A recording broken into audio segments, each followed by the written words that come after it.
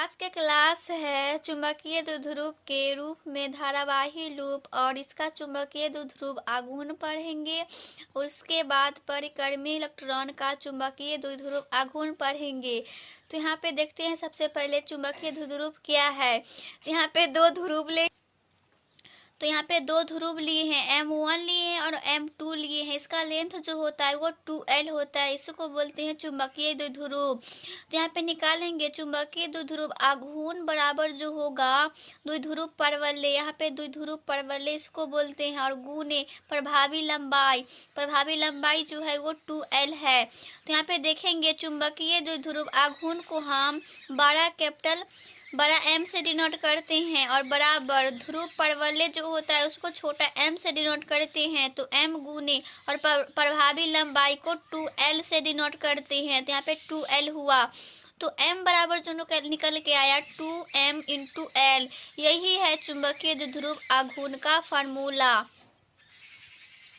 जब इसको हम सदिश रूप में लिखेंगे तो m वेक्टर बराबर जो निकल के आएगा m इंटू 2L वेक्टर चुंबकीय द्विध्रुव आघूर्ण का सदिश रूप है। अब यहाँ पे लेंगे हम चुंबकीय क्षेत्र और इस पर हम लेंगे धारा जो प्रभावित होगा वो अंदर की ओर प्रभावित होगा वो I होगा।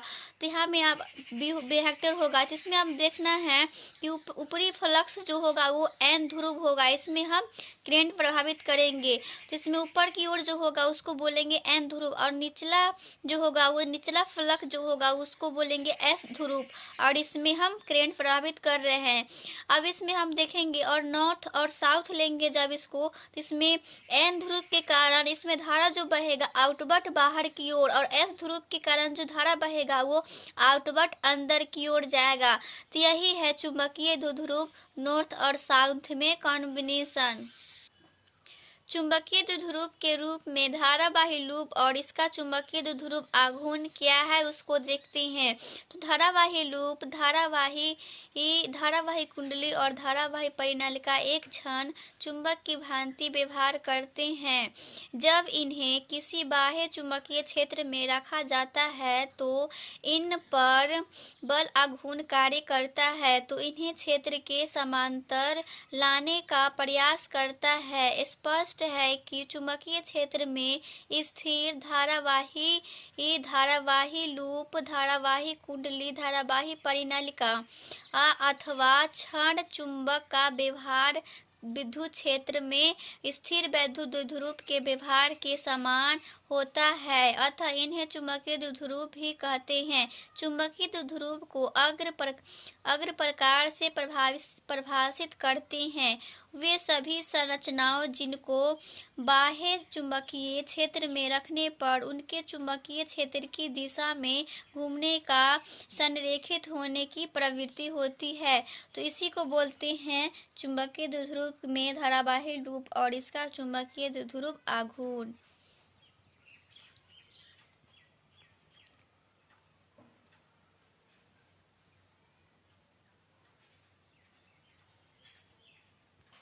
अब आगे देखेंगे धारावाही का कौन सा फ्लक N ध्रुव की भांति तथा कौन सा फ्लक S ध्रुव की भांति कार्य करेगा, इसका पता निम्नानुसार लगाते हैं। तो इसको लिखते हैं। एक धारावाही वृत्ताकार कुंडली की कल्पना करो जिसमें ऊपर से दिखने पर विद्युत धारावाही वामावर्त दिशा में प्रभावित हो रही है तथा यह फलक उत्तरी ध्रुव की भांति कार्य करेगी।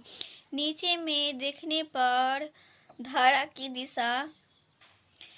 की दिशा दक्षिणावर्त क्लॉकवाइज होगी, अतः यह फलक निचला फलक दक्षिणावर्त ध्रुव की भांति कार्य करेगा। तो यहाँ पे हम एक वृत्ताकार चुंबकीय क्षेत्र लेते हैं। इसमें धारा चुंबकीय क्षेत्र को प्रभावित करते हैं। तो ऊपरी ध्रुव जो होगा उसको बोलेंगे नॉर्थ पोल और निचली जो होगा उसको बोलेंगे साउथ ध्रुव।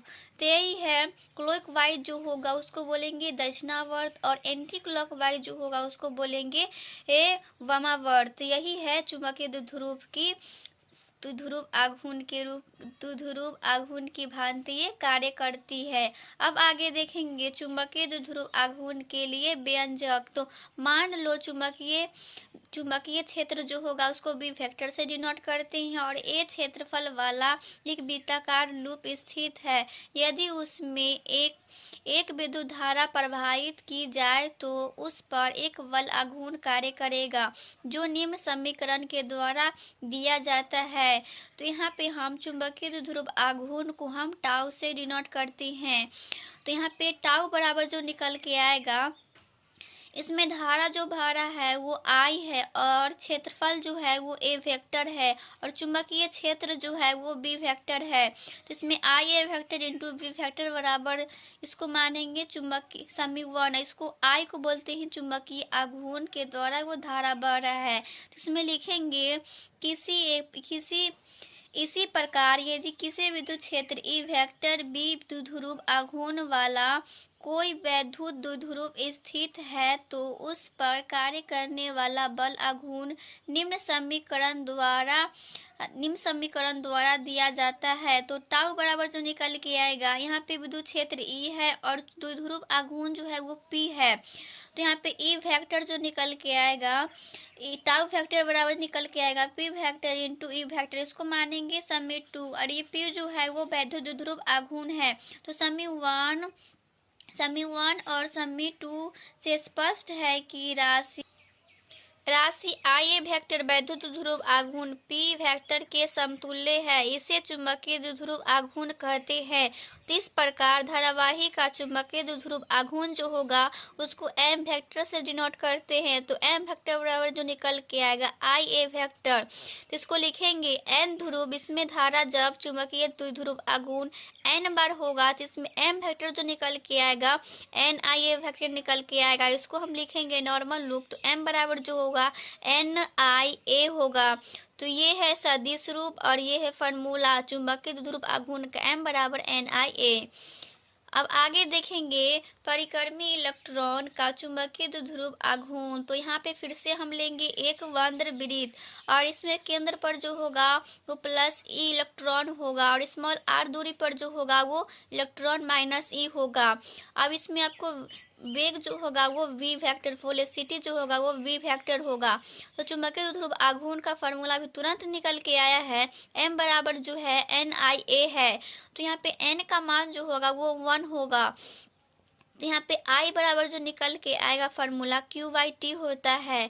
फॉर्मूला आई बराबर होता है क्यू बाई टी। तो क्यू का मान जो है यहाँ पे ई है तो ई रखेंगे और बट्टा और यहाँ पे 2 पाई आर, मतलब टी समय में इसमें एक वृत्ताकार लूप को यहाँ पे परिणामित करता है। तो 2 पाई आर बट्टा वी आया। तो चुंबकीय समय यहाँ पे समय बराबर होता है दूरी बाई चाल। तो यहाँ पे टी का मान यहाँ पे भरे हैं कहाँ से, तो टी बराबर जो निकल के आया दूरी जो है वो 2 पाई आर है और बट्टा चाल जो है वेलोसिटी वी है। तो टी के जगह पर हम ये रखे हैं। तो चूंकि समय दूरी का मान जो था 2 पाई आर था और चाल का जो था वी है, तो टी के जगह पर हम 2 पाई आर बट्टा वी रखे हैं। तो आई बराबर जो निकल के आएगा, ऊपर जब ई वी को लेके जाएंगे तो ई वी बट्टा 2 पाई आर है, इसको 2 पाई आर लिखेंगे। तो ए क्षेत्रफल बराबर होता है, वृत्त का क्षेत्रफल फॉर्मूला होता है पाई आर स्क्वायर।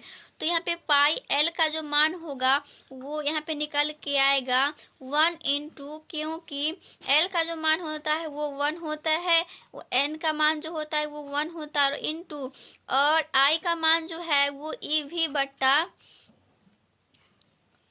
यहाँ पे आई का जो मान है वो है ई वी बट्टा 2 पाई आर है और इंटू और ए क्षेत्रफल जो है, ये फॉर्मूला में ए क्षेत्रफल जो है उसका मान जो है वो पाई आर स्क्वायर है। तो यहाँ पे हम एन और आई और ए का मान रखे हैं। तो पाई एल बराबर जो निकल के आएगा, ये आर से आर कटेगा और पाई से पाई कटेगा, जिसमें निकल के आएगा ई वी इंटू आर बटा 2।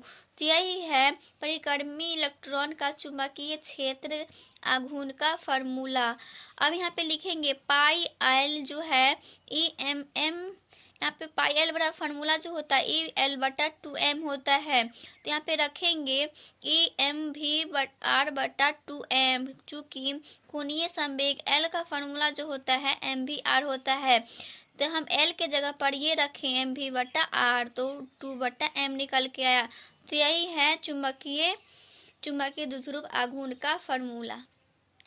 तो अब पाई एल बट्टा एल बराबर जो होगा, पाई एल का मान जो है वो ई है और एल का मान जो है 2/m है। तो ई बटा 2m का मान होता है 8.8 गुने 10 कूलम kg। और इस अनुपात को घूर्ण आघूर्ण अनुपात कहते हैं। गेजियोमैग्नेट रेशियो घूर्ण चुंबकीय आघूर्ण कहते हैं। तो अब लिखेंगे, अब अगला है वोर मैग्नेट के अनुसार। तो यहाँ पे आपको क्या देखना है, कोणीय संवेग को लेंगे। तो कोणीय संवेग को L बराबर फार्मूला होता है NH/2 पाई। तो यहाँ पे N का मान जो होगा वो 1 2 3 मतलब ये अनंत तक जाएगा इसका मान। तो पाई L बराबर जो होगा E/L/2m। तो पाई L के जगह पर हम क्या रखेंगे, ई पाई एल का मान होता है E/2πm और इंटू एल का जो मान है वो NH/2 है। उसके जगह पर हम रख दिए फार्मूला पर, और 2m को तो सेम रख लिए।